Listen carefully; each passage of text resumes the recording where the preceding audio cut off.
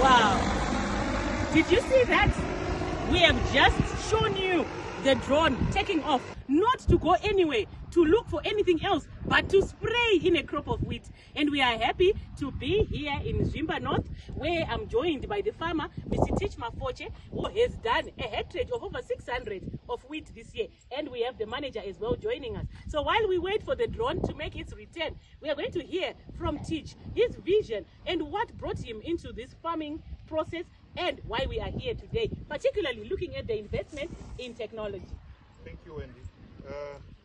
Yeah, you know, being a patriotic Zimbabwean and also being an entrepreneur, I chose farming as a way of also contributing to the national development strategy. You know, being food self-sufficient as a nation. This speaks well to the total liberation of our country. And being patriotic as we are, but to be patriotic farmers, you know, just aligning our goals to those of the government to feed the nation.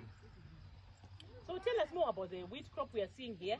I understand that you did 600 hectares before we get more insights from the manager here.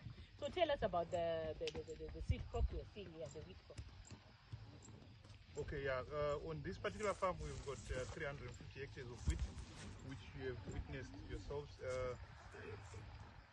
The planting dates, the manager will tell you, but I can tell you the fertilizer regime, we did 300 kgs for Basa, we did 300 kgs of urea, so our Basa was 623, and the urea, yeah, 46%. With the assistance of ADA. We are in a joint venture with ADA.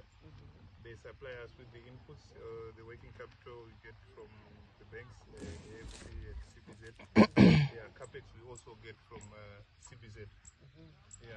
So in terms of the process we are seeing here in the background, what prompted you to invest in this technology of drone spraying, and how has it been for you? Yeah, you find, especially on this farm, you find there's this terrain is so steep in some areas and all that, and you know, sometimes there's areas that with tractors go in, they can get stuck there. The drone never gets stuck. In the past, we saw those 2,000 liter boom sprayers. We invested in those so that we could do as much acreage as possible in one day. But now, with that risk of getting stuck in the fields, you know, when you get stuck, you want to take out the tractor and all that, you destroy more crop. And as you know, we spray, normally we spray 3 times our wheat, our fungicides, our insecticides, and our foliars. Sometimes if we've got a waste problem, you can go in even maybe 4th time. So by continuously going back into the field with the tractors, we destroy a lot of crop.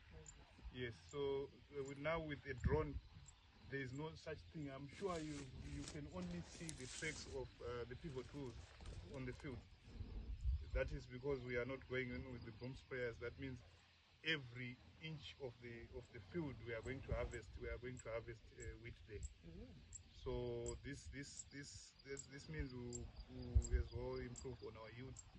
Yeah, and also it's much cheaper to spray with the drone as compared to the boom sprayers, the tractor mounted tractor drone boom sprayers. And also, you know, technology, we just have to embrace technology if we are going to succeed in our operations, because you can even find our pivots, they are also remote controlled. This farm, all of it, there's just artificial intelligence that we are using here. Oh, wow. We've got also Starlink there. Everything is just automated here. Wow. Investment in technology. Yeah. There you have it, farmers. Even the pivots, they even have a Starlink to run their operations successfully at their farm. So now we speak to the manager in terms of the operation. What exactly are you spraying there? As we see now your crop is at a certain stage, what are the activities that you are tasked with? And what are you trying to manage as you are going in with the drone? Yeah, as of now, today we are spraying foliar fertilizers, the fungicides, insecticides, to avoid the loss of turnip per hectare unnecessarily. So that's why we are trying to keep on. This is 3rd round of spraying foliar fertilizers, insecticides, and fungicides.